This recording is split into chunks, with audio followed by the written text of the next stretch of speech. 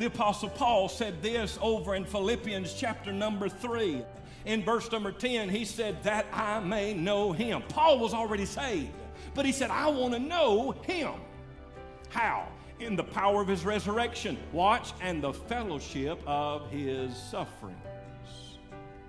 How are you going to know him apart from the fellowship of his suffering? How are you going to be like Christ? Would you like to be like Christ?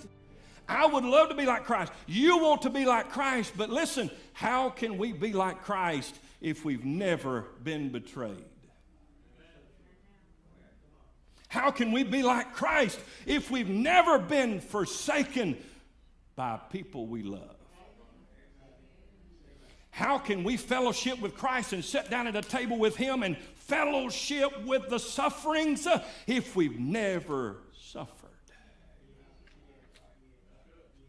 How would you like to stand before or sit before a doctor and him trying to correct your pain and tell you how to cope with pain, and he's never been through pain?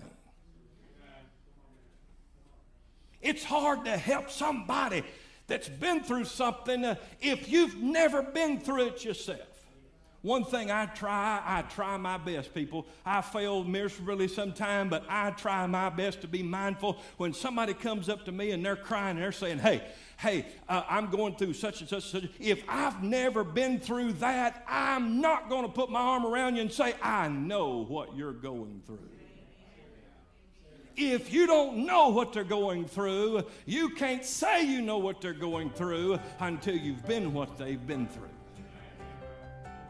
So what Job is going through and what you and I sometimes we go through, the reason for suffering, why does bad things happen to God's people? Why does bad things happen? Why does suffering come upon God's people? It's so we can have fellowship with him and that we can know him and the power of his resurrection and the fellowship of his suffering.